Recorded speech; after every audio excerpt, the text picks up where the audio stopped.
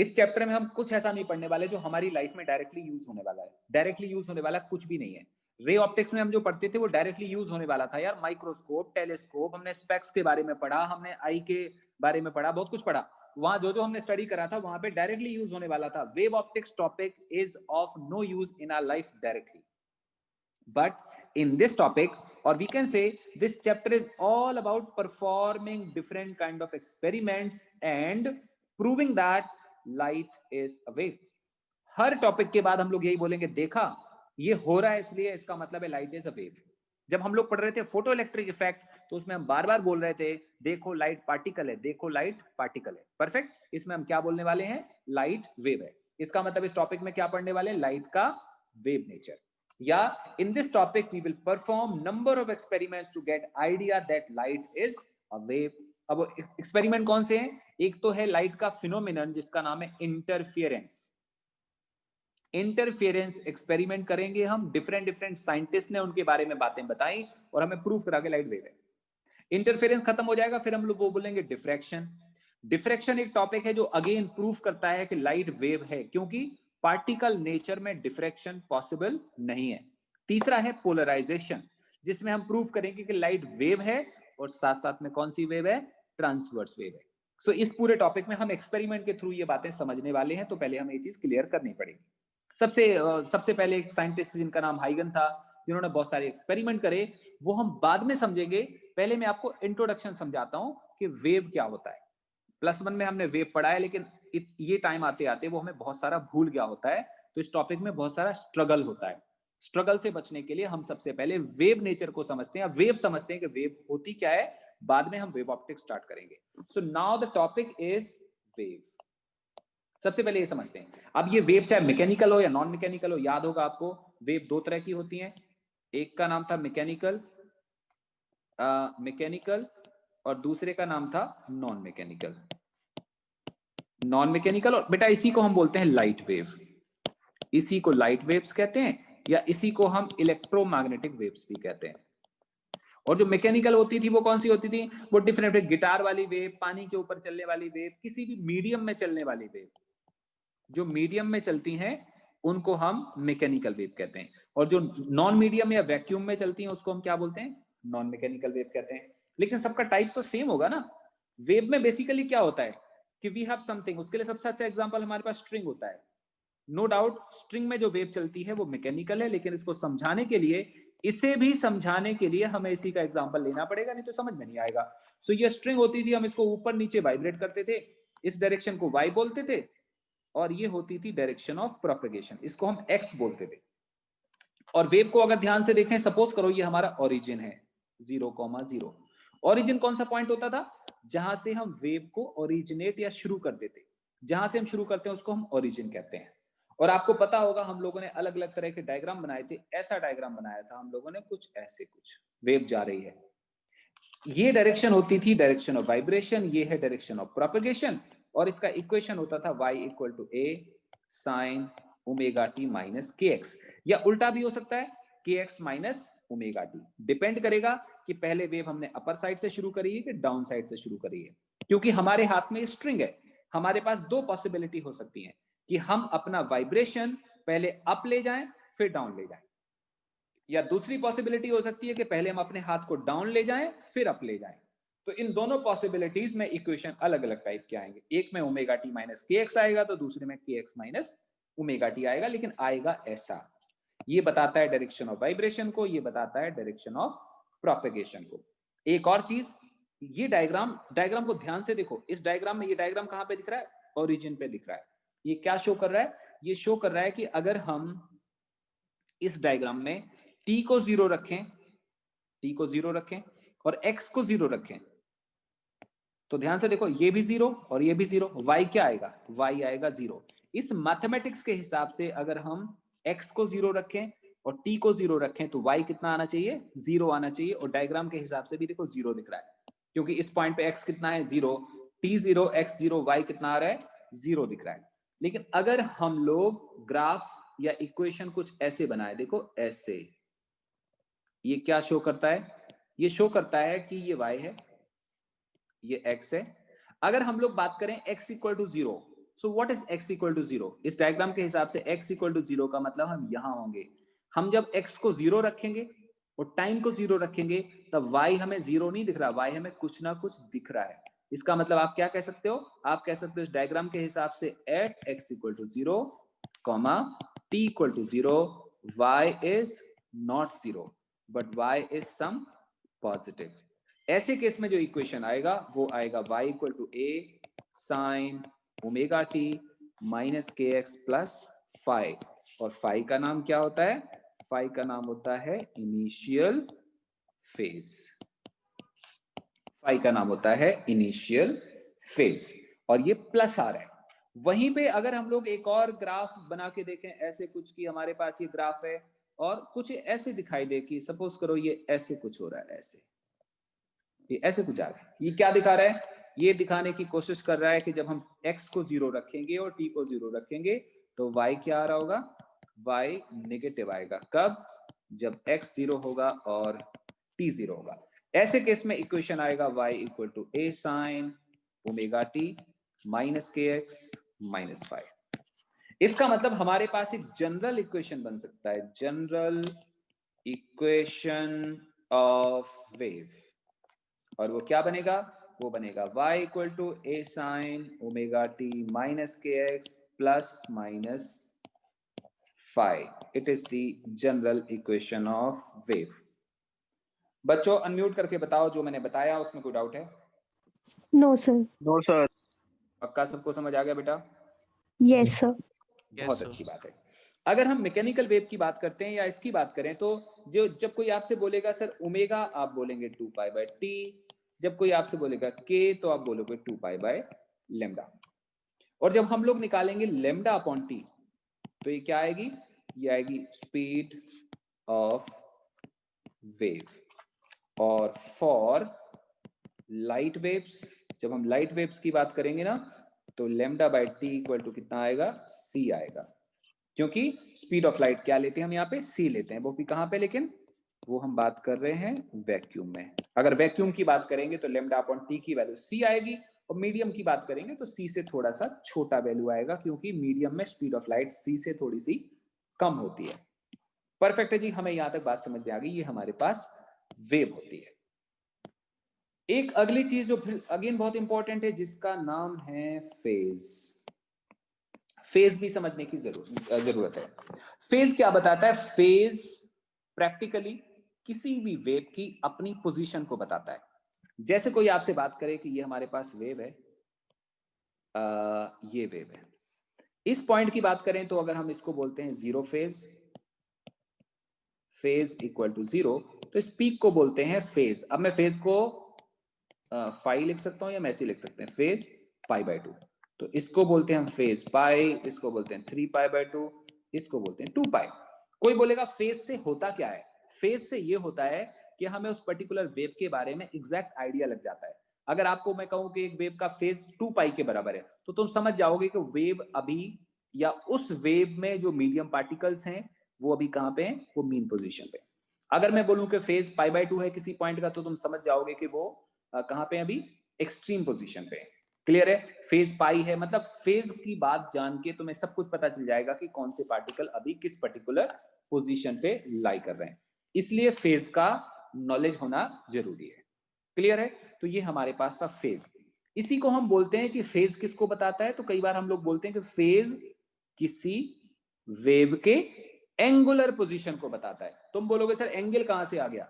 मैं कहूंगा एंगल नहीं आया बेटा, लेकिन जो टी रेशोज होते हैं ना, साइन कॉस टेन में जो चीज आता है वो हमेशा एंगल माना जाता है। मैं नहीं कह रहा ये एंगल होता है, बट ये एंगल के जैसा होता है, इसलिए हम इसको क्या बोलते हैं? Angular position. और इस साइन के अंदर आ रहा है इसलिए हम इसको किसी वेव का एंगुलर पोजीशन भी जानते हैं। क्लियर? ये हमारे फेज को बताता है। कुछ और बातें, मान लो हमारे पास ये एक सोर्स है, इसमें से निकली लाइट और वो लाइट गई ऐसे और फिर ऐसे और फिर ऐसे, फिर ऐसे और फिर वो जाए जा रही है अलग अलग डायरेक्शन में, बस ऐसे ऐसे। क्लियर हुआ? So this is propagating like this. अभी क्या होगा? अब जब लाइट जाएगी तो यहाँ ये वेव फॉर्म बनाएगी, वेव फॉर्म बनाएगी तो कैसे होगा? मान लो मान लो यहां से वेव निकलेगी और वेव का शेप होगा ऐसे, तो यार सेम सोर्स है, सोर्स अलग तो है नहीं। अगर यहां से निकलने वाली लाइट का वेव फॉर्म ऐसे होगा तो यहां से निकलने वाली का भी वेव फॉर्म ऐसे ही होगा, तो यहां से निकलने वाले का भी वेव फॉर्म ऐसे होगा। मतलब वेव की जो लेंथ होगी वो भी हर जगह कैसी होगी, सेम होगी, ऐसे कुछ, और वो भी कुछ ऐसे होगा। अगर कहीं कहीं पे वेव आपको लेंथ वाइज लंबी ज्यादा लॉन्ग दिख रही है तो वो मेरी मिस्टेक है, बट इन वेव की लंबाई हर डायरेक्शन में कैसी होनी चाहिए, सेम होनी चाहिए। चलो जी, बहुत अच्छी बात है। वेव ऐसे निकल रही है, हर डायरेक्शन में निकल रही है, बस निकले जा रही है, निकले जा रही है।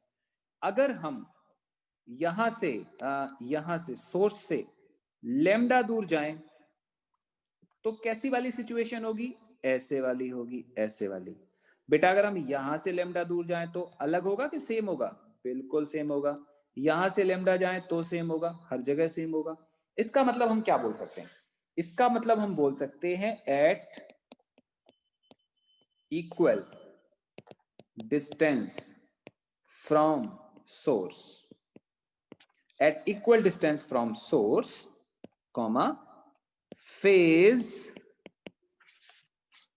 of each point is same। बेटा ये लाइन समझनी पड़ेगी आपको। अगर हम सोर्स से यहां यहां यहां यहां सब जगह हम इक्वल डिस्टेंस पे जाएं, at equal distance from source, if we locate points, हमारे पास एक पॉइंट आ जाए, ये वाला, ये वाला, ये वाला, ये वाला, अलग अलग पॉइंट को अगर हम लोकेट करें तो हम क्या पाएंगे कि जो एंगुलर पोजीशन या फेज इसका होगा, यहां यहां सबका फेज कैसा होगा, सेम होगा। मैं दोबारा रिपीट करूं, अगर हम एक सोर्स से इक्वल डिस्टेंस पे जाएं, अगर हमने इस सोर्स को ऑन करा, स्विच ऑन, इसमें से लाइट निकलेगी, लेकिन लाइट एक ही टाइम पे सब डायरेक्शन में निकलेगी, लाइट यहां भी जाएगी, यहां भी जाएगी, यहां भी जाएगी, तो लेमडा डिस्टेंस इधर इधर इधर चलने में सेम टाइम लगेगा और उन इक्वल डिस्टेंस वाले पॉइंट्स का फेज सेम होगा। अगर ये लेमडा है, ये लेमडा, ये लेमडा, ये लेमडा, सबका सिचुएशन बिल्कुल एग्जैक्टली सेम होगा। परफेक्ट हो गया। अनम्यूट करके दोबारा बताओ, यहां तक समझ में आया कि कोई डाउट है? आ गया सर। आगे सर। आ गया सर। आ गया बेटा सर। 1% भी डाउट तो नहीं है? No sir. अभी चैप्टर शुरू नहीं हुआ, अभी इंट्रोडक्शन पढ़ा रहा हूं, जिससे आपको चैप्टर समझ में आना आसान हो जाए। परफेक्ट हो गया, गुड हो गया। तो अगर हम यहां से लेमडा चल रहे हैं, अगर हम यहां से 2 लेमडा चलते हैं तो वहां पे भी सिचुएशन सब जगह सेम होती। गॉट दैट, यहां तक क्लियर हो गया। आप इमेजिन करो कि हमारे पास, हमने एक टॉपिक और पढ़ा था जिसका नाम था सुपरपोजिशन।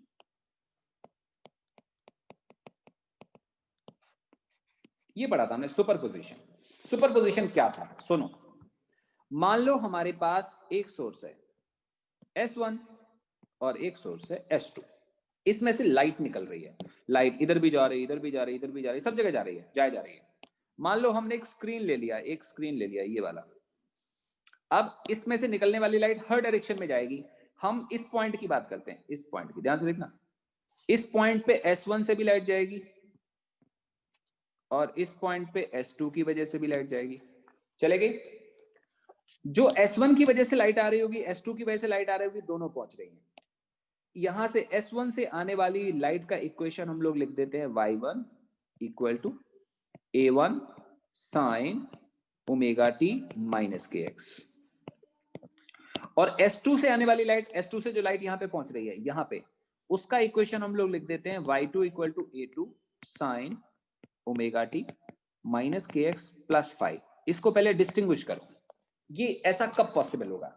ये तब पॉसिबल होगा जब both sources have same frequency.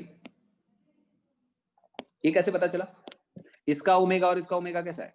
ऐसा हम लोग क्यों कह रहे हैं? ये मैंने लाइन क्यों बोल दी? क्योंकि अगर गलती से फ्रीक्वेंसी भी अलग हो गई तो ये साइंटिफिक जो मैथमेटिकल एक्सप्रेशन है वो हमारे बस का नहीं, हम सॉल्व नहीं कर पाएंगे, क्योंकि इसका ओमेगा डिफरेंट होगा, इसका ओमेगा डिफरेंट होगा, इसका के भी डिफरेंट होगा, इसका के डिफरेंट होगा। कैसे? मान लो दो सोर्सेस हैं जिनकी फ्रीक्वेंसी है न्यू, तो इनका लेमडा क्या होगा? लेमडा होगा c बाय न्यू। याद करो बेटा, स्पीड क्या होती थी? स्पीड होती थी न्यू इंटू लेमडा। हम +2 में इतना तो आता होगा ना यार, इसको मल्टीप्लाई करो तो ये क्या आ जाता था? ये स्पीड आ जाता था, न्यू लेमडा। और अगर हम इसको ऐसे लिखेंगे तो लेमडा इक्वल टू आएगा c बाय न्यू, तो इसका लेमडा भी क्या आएगा? इसका लेमडा भी आएगा c बाय न्यू।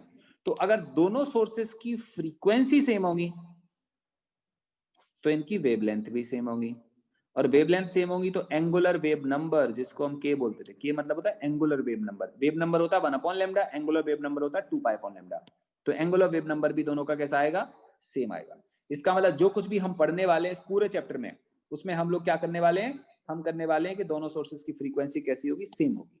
तो माना कि इसमें से जाने वाली वेव और इसमें से जाने वाली वेव की फ्रीक्वेंसी सेम है और ये दोनों वेव यहाँ पे मिल रही हैं, इस चीज को हम बोलते हैं सुपरपोजिशन। अब चेक करना है कि होता क्या है। तो होता यह है कि लाइट वेव ऑल्दो वैक्यूम में से चलती हैं, लेकिन हर वेव को चलने के लिए मीडियम की रिक्वायरमेंट होती है, बिना मीडियम के वेव चल नहीं सकती। तो हम लोग ये मान के चलते हैं कि लाइट भी एक मीडियम में से चलती है। That means we consider that vacuum is also a medium. But हमें क्यों नहीं समझ आता, क्योंकि वो हमारे सेंसेस से बियॉन्ड है, हमारे सेंस अंडरस्टैंड नहीं कर सकते वैक्यूम को, इसलिए हमने क्या बोल दिया कि vacuum is not a medium, but actually vacuum is a medium, that is called ether medium. Chemistry वाला ईथर नहीं, ईथर इज हाइपोथेटिकल मीडियम, जिसको हम समझ नहीं सकते, बट वो एक तरह का मीडियम है। अब आगे बात समझना, ये सोर्स है जिसमें से लाइट वेव चल रही है। लाइट वेव में है इलेक्ट्रोमैग्नेटिक वाइब्रेशन, ईएम वेव पढ़ा था ना हम लोगों ने, इसमें इलेक्ट्रोमैग्नेटिक वाइब्रेशन है। वो वाइब्रेशन किस पे हो रहे हैं, मीडियम पे हो रहे हैं। कौन सा medium, ether medium. Ether medium जब अकेला सोर्स S1 होगा तो वो इस हिसाब से वाइब्रेट करते करते वेव को सेंड कर रहा होगा। अकेला S2 होगा तो वो ईथर मीडियम, बार बार मैं बोल रहा हूं ईथर मीडियम मतलब वैक्यूम का मीडियम। तो वैक्यूम में जो मीडियम है, जिसको हम लोगों ने हाइपोथेटिकल मीडियम बोला, ईथर मीडियम, S2 से निकलने वाली वेव ईथर मीडियम में वाइब्रेशन कर रही होंगी। मान लो दोनों वेव यहां मिलेंगी, अब क्या होगा, अब वो जो ईथर मीडियम होगा वो ना तो वाइब्रेट इसके हिसाब से होगा, ना वाइब्रेट इसके हिसाब से होगा, फिर किसके हिसाब से होगा, रिजल्टेंट के हिसाब से होगा। तो जो रिजल्टेंट इक्वेशन आने वाला है इसके और इसके कॉम्बिनेशन से, वो क्या बताएगा, वो बताएगा न्यू इक्वेशन को, जिस इक्वेशन के हिसाब से ईथर मीडियम के पार्टिकल्स ऑसिलेट कर रहे होंगे, उसको हम बोलेंगे न्यू वेव इक्वेशन या super imposed wave equation. This is equation of wave coming from one source, this is equation of wave coming from other source, and this is equation of wave after superposition. y1 equation है first source का, y2 equation है second source का, y होगा equation of super imposed wave. इसका मतलब जब दोनों wave यहां मिल जाएंगी तो जो रिजल्टेंट इक्वेशन आएगा उसको हम y बोलेंगे। बच्चों अनम्यूट करो, समझ में आया कि नहीं? आ गया सर। बेटा जी आप लोग इनवाइटेड हो, अगर आपको नहीं आता समझ 1% भी हेसिटेट मत करो, मेरे को बोलो कि सर ये दोबारा समझा दो। अगेन, अब तक जो पढ़ाया किसी को डाउट है? नहीं नहीं ना बच्चों, बहुत नहीं अच्छी बात, ठीक है। तो अब हम क्या बोलेंगे, y equal to y1 plus y2। Now this y is equal to a sine omega t minus k x, a1 ना, प्लस y2 को क्या लिखेंगे, a2 sine omega t minus k x plus 5। ये आ गया। ऐसा करते हैं हम, इसको बोल देते हैं, मान लो ये इसमें और इसमें तो सेम है ना, तो इसको एक फैक्टर, इसको हम दूसरा फैक्टर। ऐसे नहीं करते थे हम लोग, इसको a मान लेते थे, इसको a मान लेते हैं, उसको हम b मान लेते हैं, b मान लिया। तो ये किस तरह से बन गया, ये बन गया साइन a प्लस b का फॉर्म है ना। तो इसको हम ओपन करते हैं, हमारे पास रिलेशन आएगा y equal to a1 sine omega t minus k x plus a2 sine, कैसे बोलते हैं हम लोग, साइन a प्लस b को कैसे बोलते हैं, sine a cos b, sine a cos b plus cos a sine b, है ना, sine a cos b plus cos a sine b, ऐसे बोल दिया। उसके बाद से हम लोग क्या करेंगे, यहां देखो साइन ओमेगा टी है, यहां भी साइन ओमेगा टी, इसको कॉमन ले लेंगे तो हमारे पास रिलेशन क्या आएगा, हमारे पास रिलेशन आएगा a1 plus a2 cos phi into sine omega t minus k x हो गया, प्लस ये अलग कर लेते हैं, ये वाला a2 ये अलग कर लेते हैं, तो क्या आएगा हमारे पास, plus a2 sine phi cos omega t cos omega t minus k x. अब हम लोग पता क्या करेंगे, हम लोग ना इसको कुछ मान लेते हैं, जैसे ये एक चीज आ गया ना, इसको इतनी बड़ी चीज को हम लोग मान लेते हैं, लेट से a cos थीटा, ऐसे मान लिया रैंडमली हमने। कोई बोलेगा कैसे मान लिया, थोड़ा सा तो मैथ्स का अंदाजा होगा यार। हम लोग चाहते हैं साइन a प्लस बी का फॉर्म बन जाए। एक और चीज, ये कांस्टेंट है, ये कांस्टेंट है, और ये कांस्टेंट है, और यहाँ पे ये भी तो कांस्टेंट है, तो कुछ भी लिख दो, कांस्टेंट को किसी फॉर्म में लिख दो, कोई फर्क थोड़ी ना पड़ना है। इसी तरह से हम लोग क्या करेंगे, ये जो चीज दिख रही है आपको, ये चीज, इसको हम बोल देंगे a साइन थीटा, ऐसा बोल दिया। अगर तुम ऐसा बोलोगे तो देखो ध्यान से y क्या आ जाएगा, पहले तो हम लोग लिखते हैं, पहले क्या लिखेंगे हम लोग, पहले हम लिखेंगे a1 plus a2 cos phi is equal to a cos theta. कुछ बच्चे इतना लंबा एक्सप्रेशन देके घबरा जाते हैं, हमें इतने लंबे एक्सप्रेशन से मतलब नहीं है, इसका जो रिजल्ट आएगा उससे मतलब है। इसको हम लोगों ने क्या बोल दिया, a cos थीटा, और इसको a sin थीटा, मतलब हमारे पास आ गया a2 sin phi equal to a sin theta. अगर ऐसा बोलेंगे तो इक्वेशन क्या बन जाएगा, चेक करो।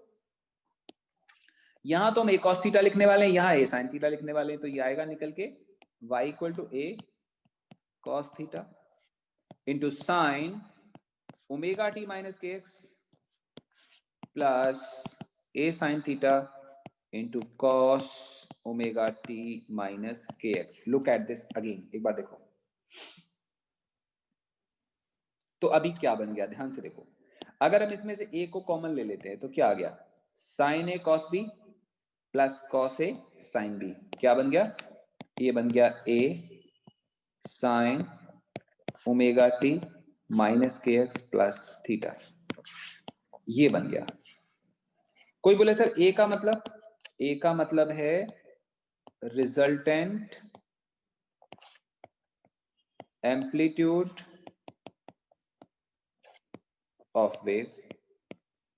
एक्चुअली दो वेव सुपर इंपोज कर रही थी ना, एक वेव का नाम था ये, एक का नाम था ये, दोनों सुपर इंपोज करी तो रिजल्टेंट एम्पलीट्यूड ना तो a1 आया ना a2 आया, बस कुछ और आ गया, क्या आ गया, a आ गया। एक और चीज ध्यान से देखने की है, ओमेगा सेम है, k सेम है, ऑब्वियस सी बात है यार। देखो इस वाली वेव का एंगुलर फ्रीक्वेंसी और इसका एंगुलर फ्रीक्वेंसी सेम है, तो रिजल्टेंट का भी सेम होगा। k सेम है, k सेम है, तो रिजल्टेंट का भी सेम होगा। Then what is theta, theta what is theta, तो हम लोग क्या कह सकते हैं, theta is phase of resultant wave. जो हमारी वेव बनी उसका इनिशियल फेज, मतलब इनिशियल फेज का मतलब होता है, मैं डायग्राम से दिखाता हूं। अगर हमारे पास ये वेव बन गई ना जिसका नाम था y equal to a sine omega t minus k x plus theta, इसमें कोई बोले थीटा क्या होगा, थीटा ये होगा,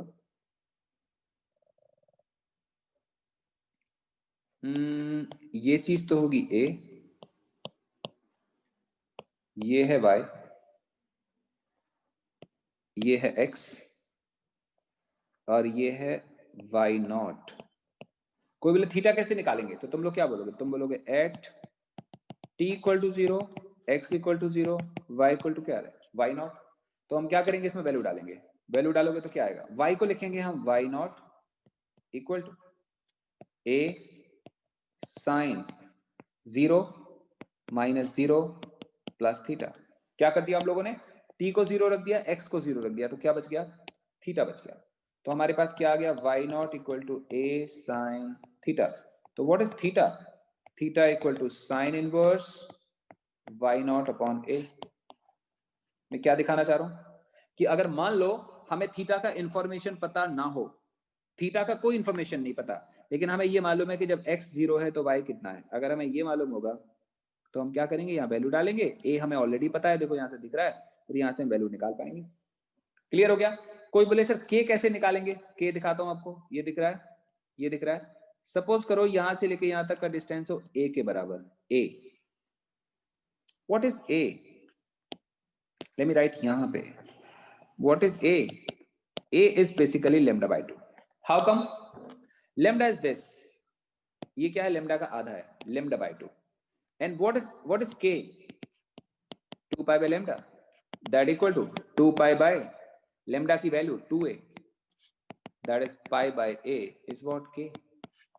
मतलब इस एक्सप्रेशन में हमें कुछ भी निकालना हो हम निकाल सकते हैं. कोई बोले के बताओ, ये डायग्राम देख के आप बता सकते हो के क्या होगा. के इस a से कैलकुलेट हो जाएगा. परफेक्ट. सिमिलरली ओमेगा निकल जाएगा टाइम पीरियड से, थीटा निकल गया इस इंफॉर्मेशन से. So by depicting this particular graph, हमें ग्राफ बनाएंगे, ग्राफ की हेल्प से हम बहुत कुछ बता सकते हैं एक पर्टिकुलर इक्वेशन के बारे में. चलो छोड़ो, बट हमें किससे मतलब था? हमें मतलब था हमारे रिजल्टेंट वेव से. और ये हमारे पास इक्वेशन आ गया. पूरा वेव ऑप्टिक्स का चैप्टर, ये जो मैं अभी अभी आपको पढ़ा रहा हूँ, ये +1 का रिवाइज करवा रहा हूँ, ध्यान रखो. ये सारा +1 का रिवीजन है. वहां पे हम लोग सुपरपोजिशन ऑफ वेव पढ़ा करते थे ना, स्टैंडिंग वेव एंड ऑल, वहां पे ये सब करते थे. ये वहां से आया. लेकिन हम लोग ये क्यों पढ़ रहे हैं? क्योंकि पूरा चैप्टर इसी के बारे में है. इस चैप्टर में हम लोग अभी जो हम लोगों ने लिखा ना कि दिस इक्वल टू दिस, ये चीज, हमारा पूरा चैप्टर यहां से शुरू होता है. कैसे?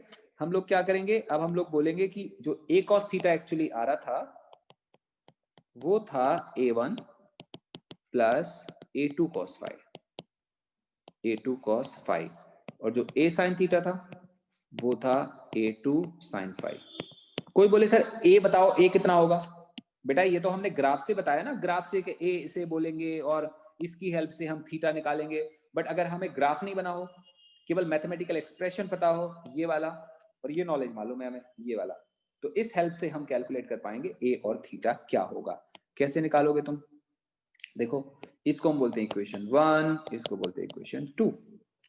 इक्वेशन 1 का स्क्वायर प्लस इक्वेशन 2 का स्क्वायर करो. अगर ऐसा करेंगे तो लेफ्ट हैंड साइड में क्या आएगा? इसका स्क्वायर प्लस इसका स्क्वायर, क्या बन जाएगा? a स्क्वायर, और ब्रैकेट में क्या आएगा? cos square theta plus sin square theta is equal to a1 plus a2 cos phi का whole square plus a2 sin phi का होल स्क्वायर. और ये लेफ्ट हैंड साइड में 1 आ गया. a square is equal to, check करो इसका square क्या मिलेगा हमें? ये मिलेगा हमें a1 square plus a2 square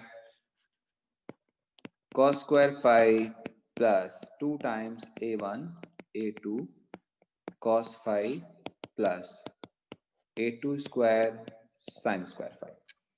ये क्या बन गया? इनको क्लब करें. cos square phi plus sin square phi क्या हो गया? 1 हो गया. तो हमारे पास रिलेशन क्या आएगा? a1 square plus a2 square plus 2 times a1 a2 cos phi. This is what? a square. ये आ गया a स्क्वायर. परफेक्ट. इससे फायदा क्या हुआ? इससे फायदा ये हुआ कि अगर हमें फर्स्ट वेव का एम्पलीट्यूड मालूम है, सेकंड वेव का एम्पलीट्यूड मालूम है, और दोनों वेव के बीच में फेज डिफरेंस मालूम है, फाई, ध्यान से देखो, phi is what? Phi is phase difference. कैसे मालूम चला?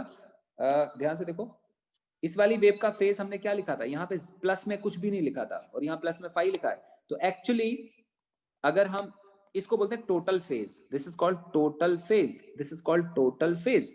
अगर इस टोटल फेज में से इस टोटल फेज को माइनस करेंगे तो क्या बचेगा?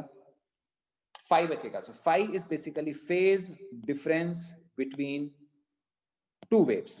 इसका मतलब हमारे पास रिलेशन आ गया a equal to under root of a1 square plus a2 square plus 2 times a1 a2 cos phi, जहां पे phi is phase difference between two waves. बच्चों अनम्यूट करो और बताओ क्या डाउट है? नहीं डाउट सर. No sir. यार 2-3 लोग बोलते हैं, बाकी सब पता नहीं कहाँ होते हैं. सर क्लियर है. सर क्लियर है. क्लियर है सर. पक्का पक्का समझ में आ रहा है? Yes sir. Yes sir. Very good very good very good. तो एक बात बताओ, फिर छोड़ो, सारी बातें छोड़ते हैं और एक क्वेश्चन पूछता हूँ. एग्जाम्पल, अगर हमारे पास y1 is a1 sin omega t minus kx plus phi1 and y2 equal to a2 sine omega t minus k x plus phi two, then what is the equation? Y equal to y1 plus y2. इसको कैसे लिखेंगे?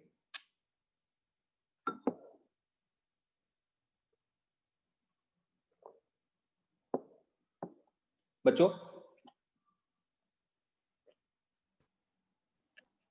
इसको लिखेंगे हम a sine omega t minus k x plus theta, ऐसे लिखेंगे। ये तो श्योर हो गया। क्यों?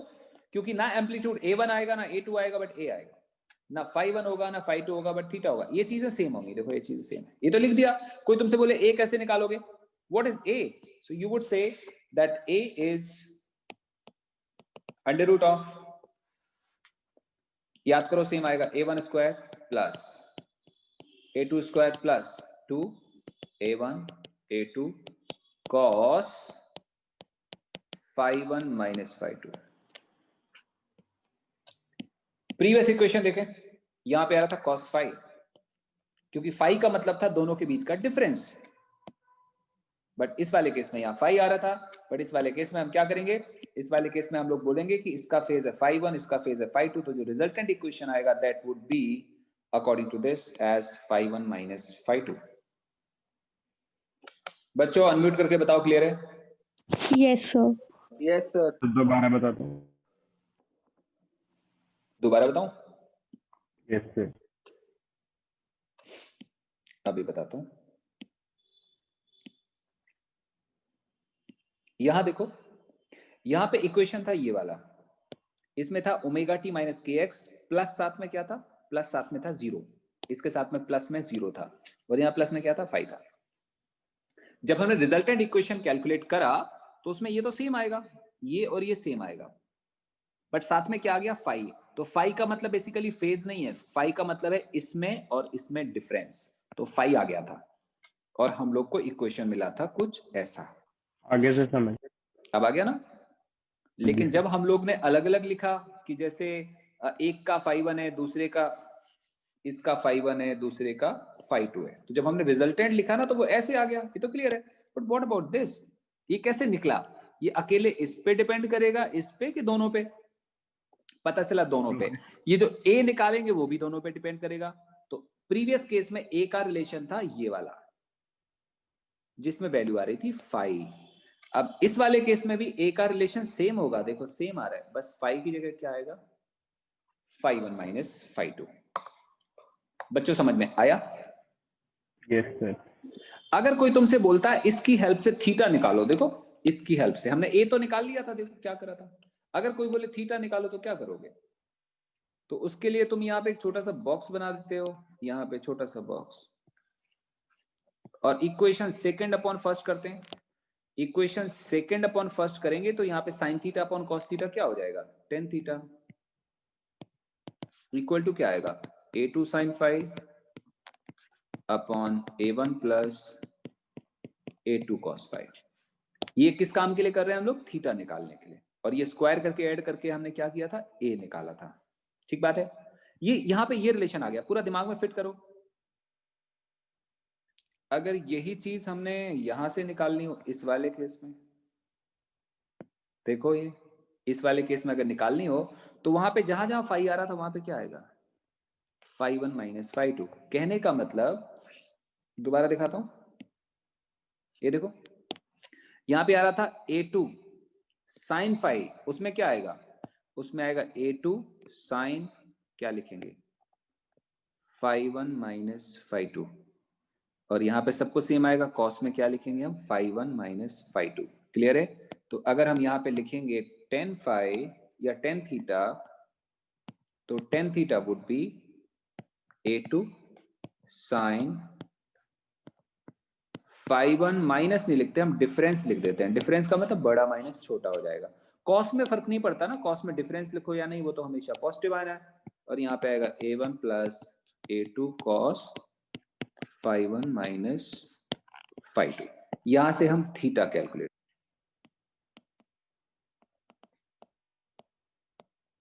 वो ज्यादा अच्छा लगता है मेरे को। कैसे? मान लो हमारे पास इक्वेशन लिखा है y1 equal to a1 sine omega t, और एक लिखा है y2 equal to a2 sine omega t plus 5। समझ ना? तो एक्चुअली ये किसको बताता है? फेज को बताता है। अगर हम बात करें at t equal to 0, at t equal to 0, तो आप क्या बोलोगे? Phase of first wave is 0। ऐसा क्यों लिखा मैंने?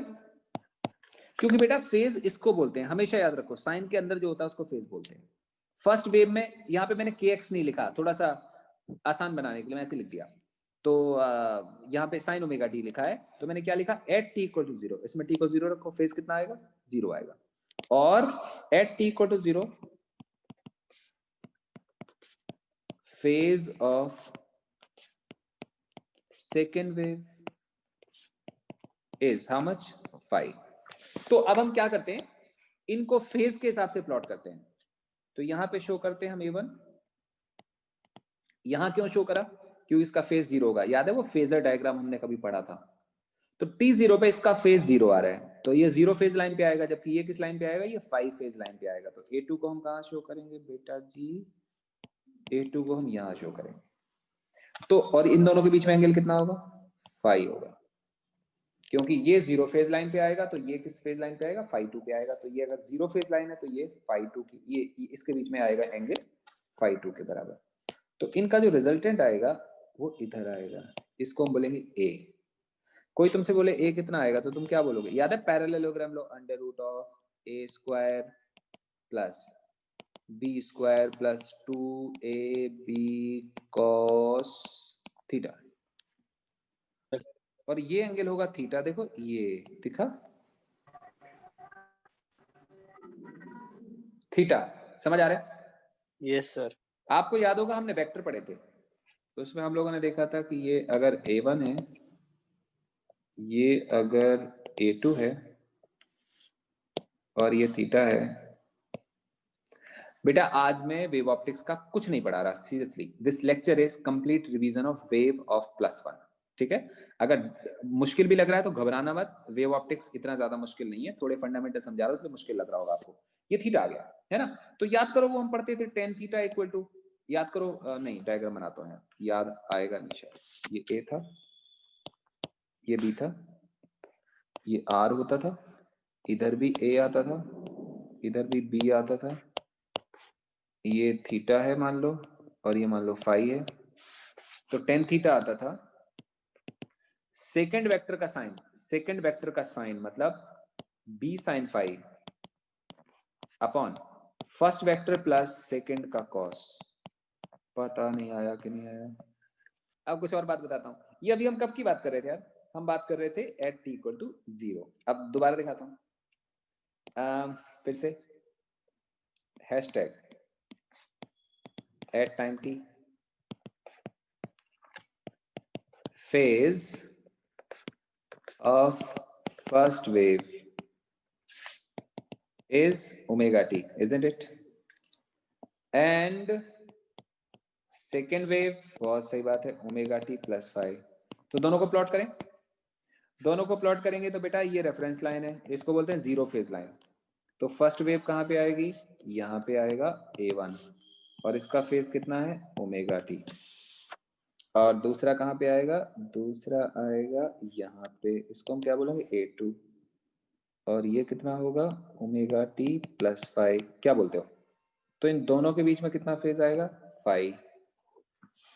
बच्चों क्लियर हुआ? Yes, sir. जी तो इन सर। दोनों को रिजल्टेंट, इन Yes, दोनों का sir. रिजल्टेंट कहाँ पे होगा बेटा? रिजल्टेंट, रिजल्टेंट होगा यहाँ, इसको क्या बोलेंगे हम? a। और मान लो ये a1 के साथ कितना फेज बना रहा है? सॉरी, थीटा बना रहा है। तो कोई आपसे बोले कि टोटल फेज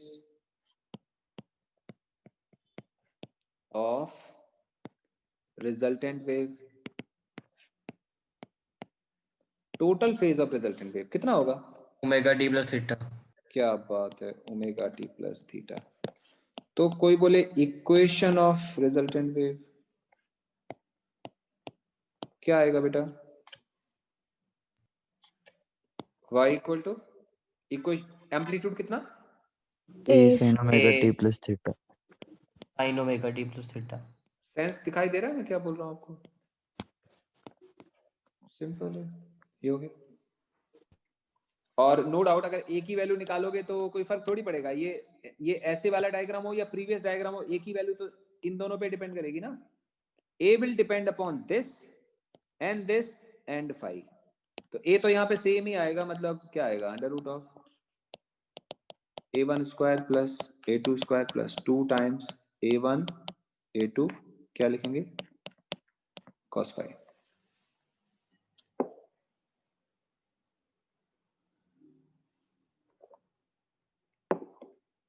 बच्चों समझ में आ रहा है? Yes, sir. Yes sir. Yes, sir. Yes, sir.